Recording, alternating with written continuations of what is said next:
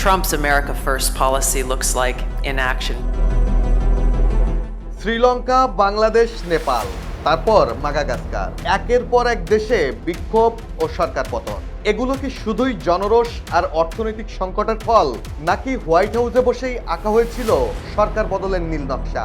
গণবিক্ষোভ, অর্থনৈতিক ধস আর দেশগুলোর সরকার পতনের পেছনে কি সত্যিই ছিল মার্কিন নীতির গোপন হাত? ঠিক এসব প্রশ্নেই বিশ্ব যখন উত্তাল, তখনই বোমা ফাটানোর স্বীকারোক্তি দিয়েছেন মার্কিন জাতীয় গোয়েন্দা পরিচালক তুলসী গ্যাবার্ড। তুলসী বলেছেন, অন্য দেশের সরকার বদলানোর মার্কিন নীতি এবার ট্রাম্পের আমলে শেষ হয়েছে।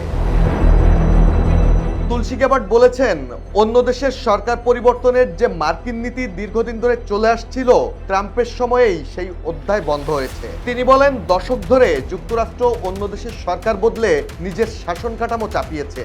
এতে তৈরি হয়েছে শত্রু, হারিয়েছে মিত্র। তুলসীর মতে, যুক্তরাষ্ট্রের এই নীতি শুধু দেশে দেশে রক্ত ঝরায়নি, বরং যুক্তরাষ্ট্রের $ট্রিলিয়ন খরচ, হাজারো প্রাণহানি আর নতুন নিরাপত্তা সংকট তৈরি করেছে। আগের সেই নীতি থেকে যুক্তরাষ্ট্র সরে আসলেও তুলসী মনে করেন, মধ্যপ্রাচ্যের ট্রাম্পের নীতি এখনো চ্যালেঞ্জের মুখে। তিনি বলেন, সামনের পথ সহজ হবে না, তবে ট্রাম্প এই পথে দৃঢ় প্রতিশ্রুতিবদ্ধ। শুক্রবার বাহরাইনে আন্তর্জাতিক নিরাপত্তা গবেষণা সংস্থা আয়োজিত মানামা ডায়ালগ নিরাপত্তা সামিটের আগে তিনি এমন বিস্ফোরক মন্তব্য করেন। তুলসীর এমন বিস্ফোরক আর স্পষ্ট বক্তব্যের পর একটাই প্রশ্ন বারবার ঘুরে ফিরে সামনে আসছে, তবে কি শ্রীলঙ্কা, বাংলাদেশ, নেপালের মতো দেশগুলোর সরকার পতন আন্দোলন এবং Thailand, Myanmar, Indonesia, Moldova, Africa ও লাতিন আমেরিকায় বিক্ষোভ ও কৌশলগত অস্থিরতা কোনোটাই স্বতঃস্ফূর্ত না?